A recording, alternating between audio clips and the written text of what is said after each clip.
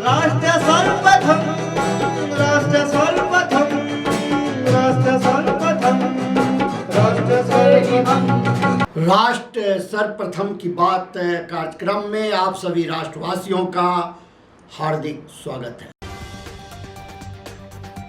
महाराष्ट्र के मुख्यमंत्री देवेंद्र फडणवीस ने कहा कि रेडियो दशकों से अस्तित्व में है और वर्तमान समय में भी उतना ही प्रभावशाली है। गुरुग्राम में दिल्ली जयपुर राजमार्ग पर सुबह बस पलटने से दिल्ली पुलिस के एक हेड कांस्टेबल की मौत हो गई और 20 से अधिक यात्री घायल हो गए। असम के मुख्यमंत्री हेमंत बिश्व शर्मा ने कहा कि राज्य सरकार गुवाहाटी उच्च न्यायालय के उस फैसले के खिलाफ उच्चतम न्यायालय का रुख करेगी जिसमें असम लोक सेवा आयोग द्वारा आयोजित संयुक्त प्रतियोगी परीक्षा में नौकरी के बदले नकदी घोटाले में बर्खास्त 52 अधिकारियों को बहाल करने का निर्देश दिया गया है। मणिपुर के इम्फाल पश्चिम जिले से प्रतिबंधित संगठन कांगलीपाक कम्युनिस्ट पार्टी के एक उग्रवादी को गिरफ्तार किया गया। मध्य प्रदेश के मुख्यमंत्री मोहन यादव ने डोंगला के निकट वराहमिहिर खगोलीय वेधशाला में जीरो शैडो की खगोलीय घटना का अवलोकन किया।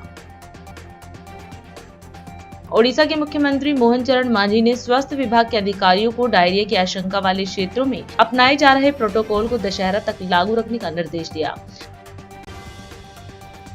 दक्षिण पश्चिम मानसून के असर से राजस्थान में बारिश का दौर जारी है और बीते 24 घंटे में अनेक जगहों पर भारी बारिश, अति भारी बारिश हुई।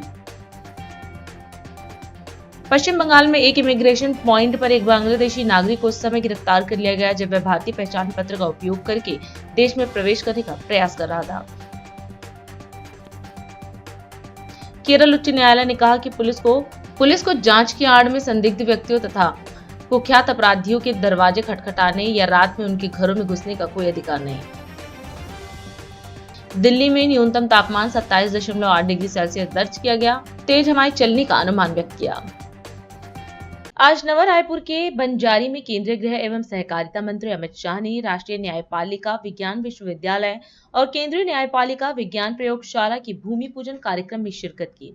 कार्यक्रम को संबोधित करते हुए गृह मंत्री ने कहा कि यह पहल फॉरेंसिक विज्ञान के क्षेत्र में एक ऐतिहासिक कदम है जो न केवल छत्तीसगढ़ बल्कि पूरे देश को लाभ पहुंचाएगी। उन्होंने कहा कि यह संस्थान अत्याधुनिक तकनीकों से कुशल फॉरेंसिक विशेषज्ञ तैयार करेगा जिससे अपराध जांच और अधिक वैज्ञानिक व पारदर्शी होगी। छत्तीसगढ़ की क्रिमिनल जस्टिस सिस्टम के लिए एक बहुत महत्वपूर्ण दिवस है क्योंकि आज एक प्रकार से 3 नई शुरुआत छत्तीसगढ़ की क्रिमिनल जस्टिस सिस्टम को आधुनिक बनाने के लिए हो रही। एक तो नेशनल फॉरेंसिक साइंस यूनिवर्सिटी का परिसर का नींव रखने का काम आज नवा रायपुर में हुआ है। सेंट्रल फॉरेंसिक साइंस लेबोरेटरी की नींव भी आज नवा रायपुर में रखी गई है और जब तक एनएफएसयू का बिल्डिंग बनकर नया तैयार हो तब तक इसके अस्थायी परिसर की भी आज एक प्रकार से शुरुआत हुई है। ये तीनों इनिशिएटिव आने वाले दिनों में न केवल छत्तीसगढ़ पूरे मध्य भारत के लिए क्रिमिनल जस्टिस सिस्टम को आधार देने का काम करेंगे। इसके साथ साथ छत्तीसगढ़ आई हब का भी आज उद्घाटन हुआ है। मैं इसके लिए भी जरूर बात करना चाहूंगा। छत्तीसगढ़ के अंदर विष्णुदेव जी के नेतृत्व में सरकार बनने के बाद अभी इन्वेस्टमेंट समिट हुई, उसमें 5 लाख करोड़ के एमओयू साइन हुए। ढेर सारी इंडस्ट्रीज छत्तीसगढ़ में आ रही है, परंतु मैं स्पष्टता से छत्तीसगढ़ के युवाओं को बताने आया हूं, जब तक युवा स्वयं उद्योग साहसिक नहीं बनेंगे, छत्तीसगढ़ का इन्वेस्टमेंट, छत्तीसगढ़ की औद्योगिक क्रांति नहीं हो सकती। कोई बाहर से यहां कर इंडस्ट्री डालेगा, रोजगारी की भी बढ़ेगी, रेवेन्यू भी बढ़ेगी, संभावनाएं भी बढ़ेगी, मगर जिस दिन छत्तीसगढ़ का युवा खुद एमएसएमई उद्योगपति बनेगा, खुद अपना स्टार्टअप तैयार करेगा और इसके माध्यम से यहां पर उद्योग साहसिकता का एक संस्कृति खड़ी करेगा, तब तक छत्तीसगढ़ का विकास नहीं हो सकता। और आज जो शुरुआत हुई है आई हब की, वो जो युवा अपना स्टार्टअप बनाना चाहते हैं, न केवल उनके स्टार्टअप के मूल विचार को, उसकी व्यवहारिकता की जांच करने में, उसको टेक्नोलॉजिकल सपोर्ट देने में मदद करेगा, इसके बाद स्टार्टअप शुरू करने में आर्थिक सहयोग करने के लिए भी वो ब्रिज का काम करेगा। स्टार्टअप बन जाने के बाद इसके मार्केटिंग और अनुबंध जैसी महत्वपूर्ण प्रोफेशनल व्यवस्थाओं में भी AI हब मदद करेगा। कई बार युवा मौलिक सोच के आधार पर स्टार्टअप बनाता है, उसको बहुत अनुभव नहीं होता है और अपने विचार को जब पूंजी की जरूरत होती है तब ऐसे अनुबंध करता है, जिससे आने वाले दिनों में इसका जो पोटेंशियल होता है, संभावनाएं होती है, युवा के खुद को सशक्त बनने की आर्थिक रूप से वो निरस्त हो जाती है। तो उसका मार्केटिंग और अनुबंध करने की तज्ञता और मार्गदर्शन, ये सभी एक ही सेंटर से बनेगा।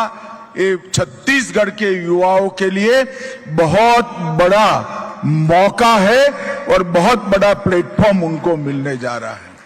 छत्तीसगढ़ में निफ्ट, नया रायपुर में आईटी पार्क, भारत की शिक्षा परंपरा के अनुरूप 20 करोड़ की लागत से बहुत बड़ी लाइब्रेरी और AI डेटा पार्क नया रायपुर में बन चुका है।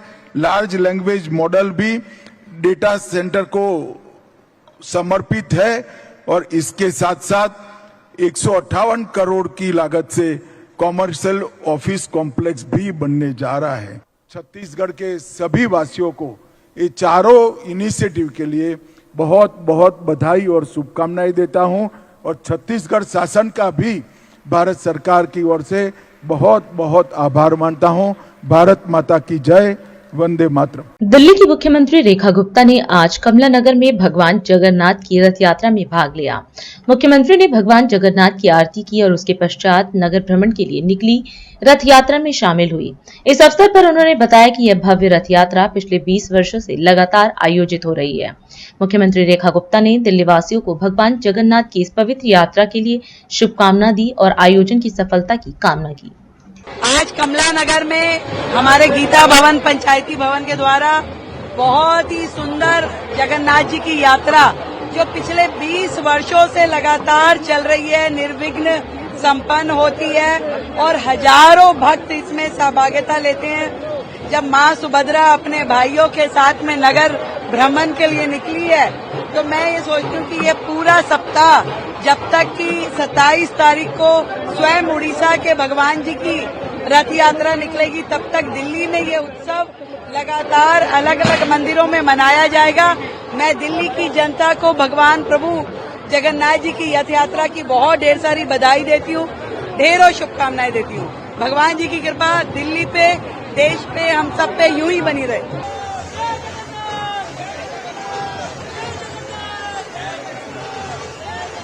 छत्तीसगढ़ के कांग्रेस विधायक देवेंद्र यादव ने राज्य की कानून व्यवस्था को लेकर बीजेपी सरकार पर तीखा हमला बोला। एक प्रेस वार्ता में उन्होंने कहा कि बीजेपी के सत्ता में आने के बाद से प्रदेश में कानून व्यवस्था बुरी तरह चरमराई है। इसके साथ ही किसानों के साथ हो रहे दुर्व्यवहार, खाद की कमी जैसे गंभीर मुद्दों की ओर भी मीडिया का ध्यान आकर्षित किया।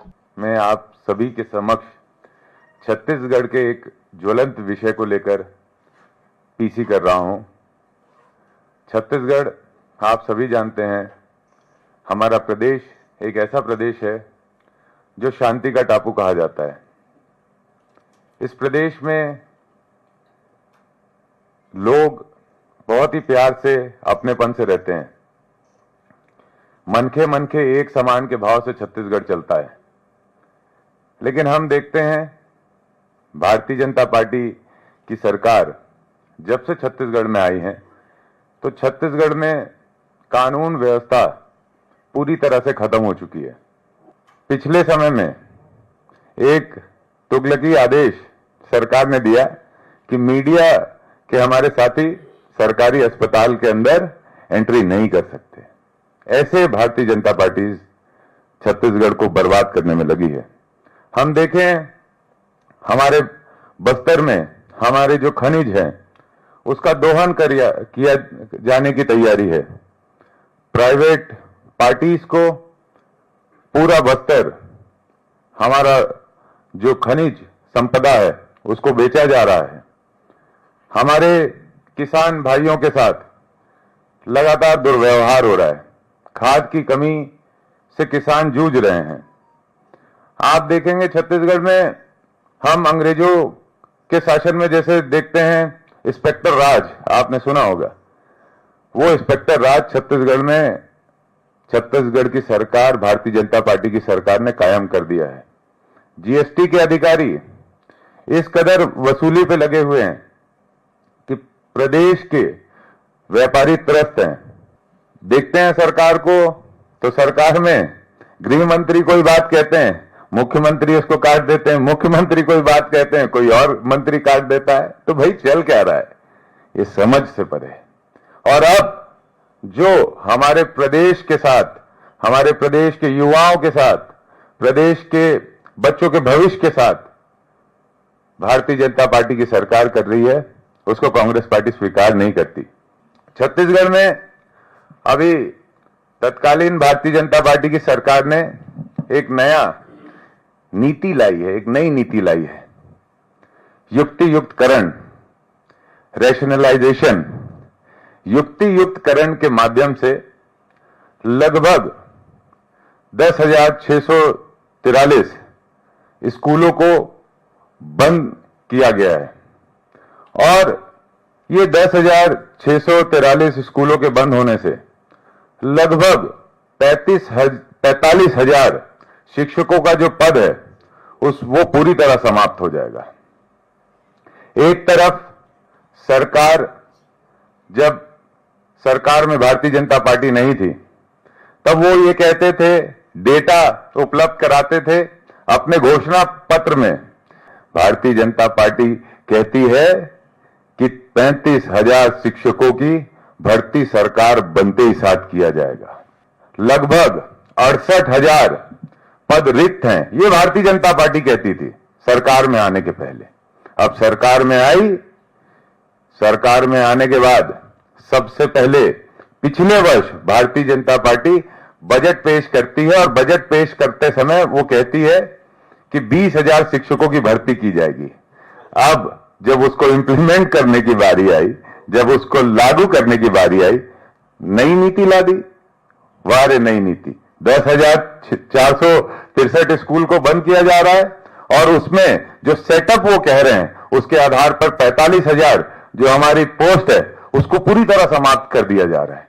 जब पोस्ट ही नहीं रहेगी तो 20,000 की जो पिछले बजट में घोषणा की है शिक्षकों को लेने के लिए, उनको लिया कैसे जाएगा? जो भारतीय जनता पार्टी की ये नीति आई है, जो छात्रों के हित के लिए नहीं है, शिक्षकों के हित के लिए नहीं है, इस नीति के खिलाफ आप सबका सहयोग मिले और हम इस लड़ाई को सड़क से लेकर सदन तक लड़ेंगे और निरंतर कांग्रेस पार्टी इस पे आंदोलनरत है और हम जमीनी लड़ाई लड़ रहे हैं। धन्यवाद। उत्तर प्रदेश में समृद्धि के नए रास्ते खोलते गोरखपुर लिंक एक्सप्रेसवे का लोकार्पण मुख्यमंत्री योगी आदित्यनाथ ने आजमगढ़ से किया। गोरखपुर में आयोजित कार्यक्रम में उन्होंने पूर्वांचल की विकास यात्रा को रफ्तार देने की बात कही। सीएम योगी ने कहा कि तेज विकास के लिए तेज गति और बेहतरीन इंफ्रास्ट्रक्चर जरूरी है। उन्होंने एक्सप्रेसवे को यूपी का वर्ल्ड क्लास कनेक्टिविटी का प्रतीक बताया और अंतर्राष्ट्रीय योग दिवस की भी शुभकामनाएं दी। पूर्वांचल एक्सप्रेसवे कि गोरखपुर लिंक एक्सप्रेसवे के आज के इस लोकार्पण कार्यक्रम में गोरखपुर के सभी बहन और भाइयों, पूर्वांचल एक्सप्रेसवे और के माध्यम से गोरखपुर लिंक एक्सप्रेसवे की सौगात के लिए आज मैं आप सभी गोरखपुर वासियों को, संत कबीर नगर वासियों को, अंबेडकर नगर वासियों को और आजमगढ़ वासियों को हृदय से बधाई देता हूं। कल अंतर्राष्ट्रीय योग दिवस है और अंतर्राष्ट्रीय योग दिवस भारत के विरासत को वैश्विक मान्यता आदरणीय प्रधानमंत्री जी के द्वारा आज से 11 वर्ष पहले दी गई थी। ये 11वां अंतर्राष्ट्रीय योग दिवस की पूर्व संध्या पर पूर्वी उत्तर प्रदेश की इस बेहतरीन कनेक्टिविटी का उपहार इन 4 जनपदों को प्रत्यक्ष रूप से मिल रहा है, लेकिन परोक्ष रूप से पूरा पूर्वी उत्तर प्रदेश इस कनेक्टिविटी का लाभ लेगा। इसके लिए मैं आप सभी को हृदय से बधाई देते हुए अपनी शुभकामनाएं देता हूं। बहन और भाइयों, विकास के लिए आवश्यक है कि हमारी गति तेज हो। गति बढ़ाने के लिए उस प्रकार का इंफ्रास्ट्रक्चर चाहिए। अच्छा इंफ्रास्ट्रक्चर है तो गति बढ़ेगी, गति बढ़ेगी तो प्रगति होगी और प्रगति होगी तो समृद्धि अपने आप ही आएगी। यह एक सुनिश्चित अवधारणा है। दुनिया के अंदर जितने भी विकसित देश हैं उन्होंने अपने इंफ्रास्ट्रक्चर पर ध्यान दिया। और याद रखना कि 2017 के पहले उत्तर प्रदेश की क्या स्थिति थी, ये किसी से छुपा हुआ नहीं है। लेकिन अब उत्तर प्रदेश माफिया मुक्त, गुंडा मुक्त, दंगा मुक्त राज्य के रूप में अपने आप को स्थापित कर चुका है। टूरिज्म का और इन्वेस्टमेंट का एक बेहतरीन डेस्टिनेशन बनकर के देश के अंदर उभरा है। ये इंफ्रास्ट्रक्चर पर ध्यान देने का परिणाम था कि बीमारू राज्य से उभर करके उत्तर प्रदेश अब भारत के एक इमर्जिंग स्टेट के रूप में, एक ग्रोथ इंजन के रूप में अपने आप को स्थापित करते हुए देश की अग्रणी अर्थव्यवस्था के रूप में आगे बढ़ चुका है। उत्तर प्रदेश की अर्थव्यवस्था भी आगे बढ़ी, सुरक्षा का एक बेहतरीन माहौल भी बना और बेहतरीन माहौल बना तो निवेश भी आता हुआ दिखाई दिया।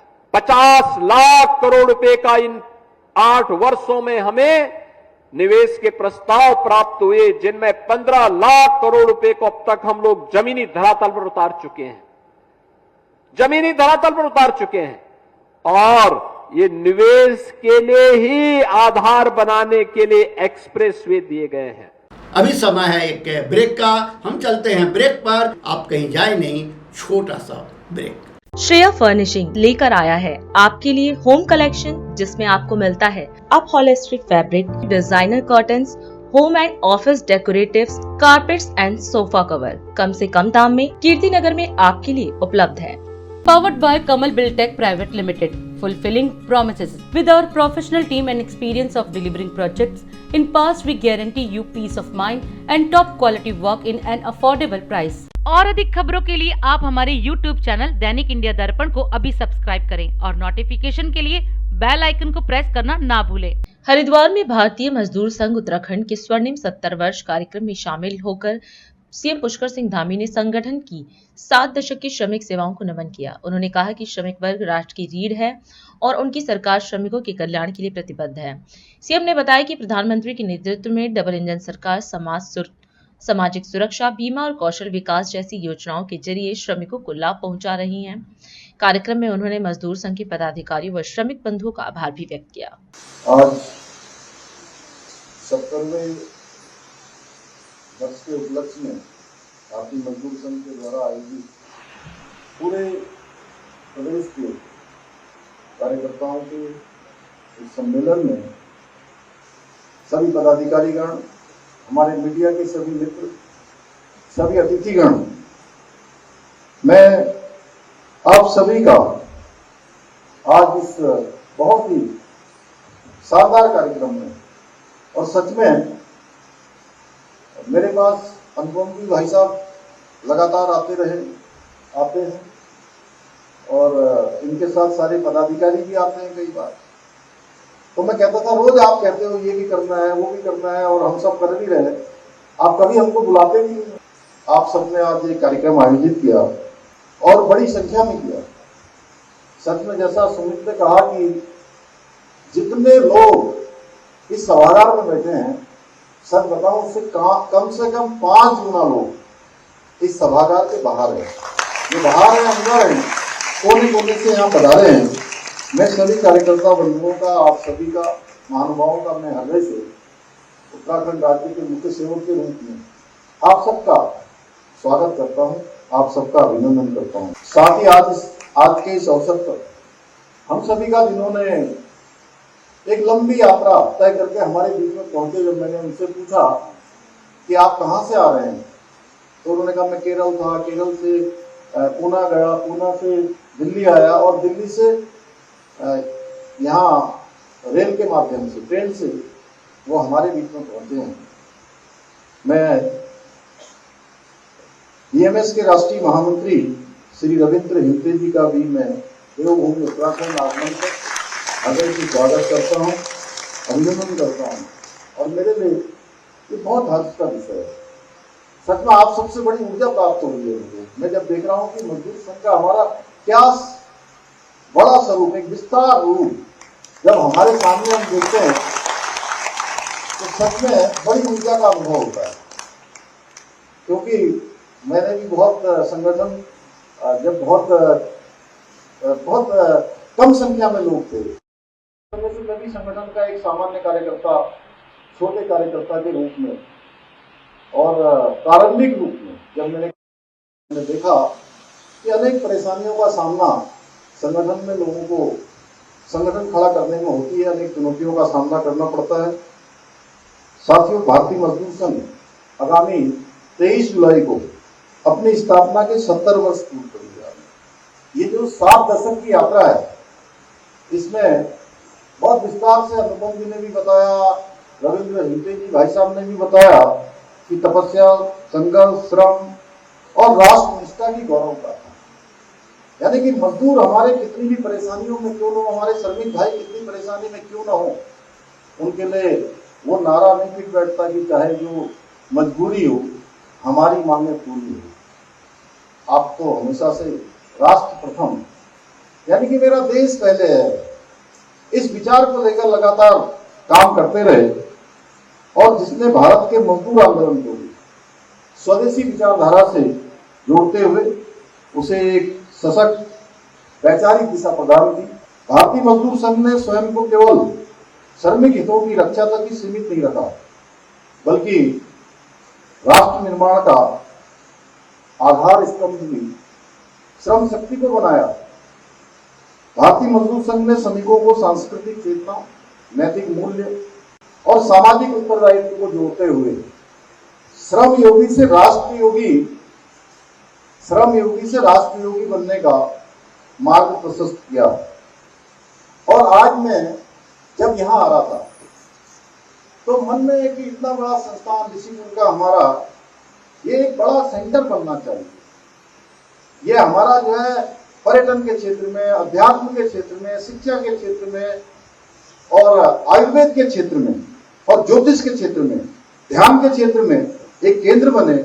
इसलिए मैं आज ये घोषणा करता हूँ यहाँ पर कि मदन मोहन मालवीय प्राच्य शोध संस्थान की स्थापना इस ऋषिकुल में की जाएगी, जिसमें ज्योतिष, आयुर्वेद, योग, ध्यान एवं अध्यात्म अनेक विधाओं का अध्ययन किया जाएगा, जिससे हमारे यहाँ पर स्पिरिचुअल टूरिज्म इसको बढ़ाने में भी मदद मिलेगी और ये हमारे राज्य के लिए एक नवाचार होगा। छत्तीसगढ़ के मुख्यमंत्री विष्णुदेव साय ने आज कुनकुरी के सलिया टोली में 250 मीटर नालंदा परिसर के निर्माण का भूमि पूजन किया और 15.36 करोड़ रुपए की लागत वाले विकास कार्यों का लोकार्पण एवं शिलान्यास किया। उन्होंने नगरवासियों को बधाई देते हुए कहा कि जनता के आशीर्वाद से उन्हें मुख्यमंत्री के रूप में कार्य करने का अवसर मिला है। उन्होंने कहा कि नालंदा परिसर युवाओं के लिए अध्ययन का एक सशक्त केंद्र बनेगा, जिसमें आधुनिक शिक्षण सुविधाएं, बृहद पुस्तकालय और तकनीकी संसाधन उपलब्ध रहेंगे। आज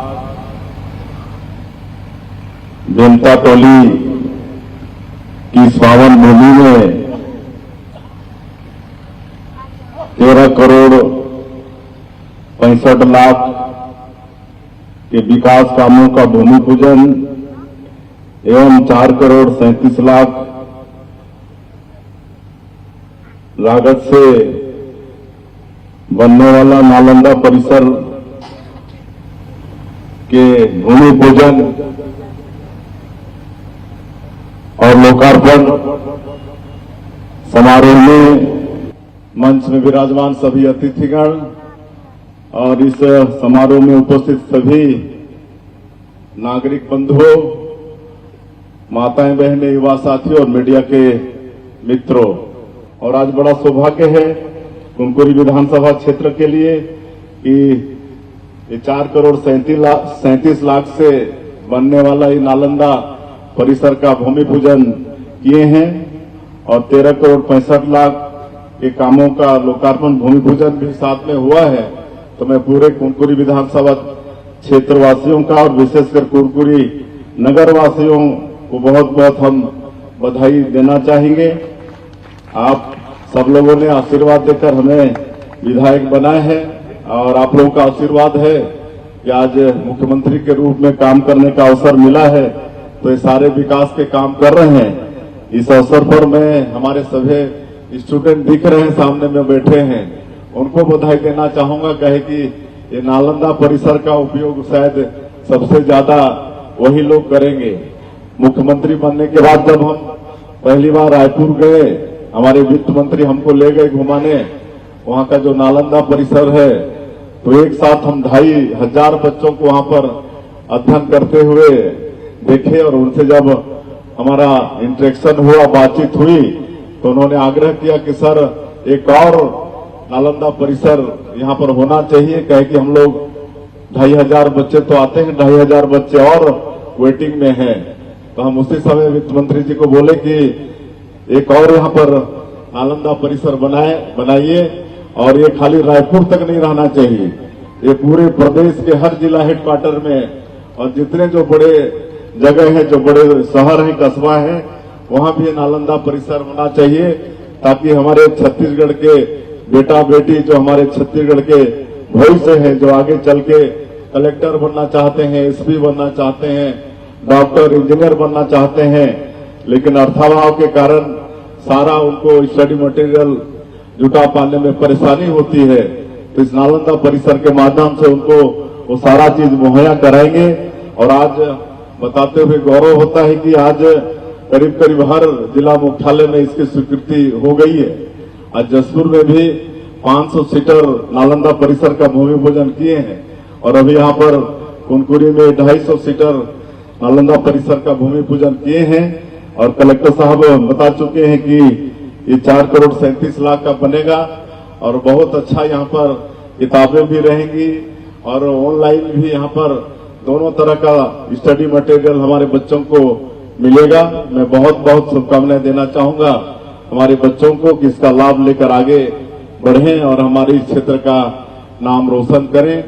आज सवेरे से कार्यक्रम चल रहा है और काफी कुछ जसपुर में भी लोकार्पण भूमि पूजन किए हैं और इधर इसके पहले भी आज इसी विधानसभा क्षेत्र में गिनाबहार पंचायत में 50 सीटर मातृत्व और माता और बच्चों का अस्पताल, उसका भी शिलान्यास किए हैं और उसके बनने से हमारे इस जिले को और विशेषकर जो हमारी माताएं हैं और जो गर्भवती माताएं होंगी, जो बच्चे होंगे, उनके लिए बहुत लाभ होगा। उनको एक अच्छा अस्पताल वहां पर मिलने वाला है, उसका भी हम लोग भूमि पूजन किए हैं। और और अधिक खबरों के लिए आप हमारे YouTube चैनल दैनिक इंडिया दर्पण को अभी सब्सक्राइब करें और नोटिफिकेशन के लिए बेल आइकन को प्रेस करना ना भूलें। आज हम इस कार्यक्रम में आपसे विदा लेते हैं। आप अन्य खबरों के लिए बने रहे। राष्ट्र सर्वप्रथम, वंदे मातरम, जाग उठा है भारत। राष्ट्र सर्वप्रथम, राष्ट्र सर्वप्रथम, राष्ट्र सर्वप्रथम।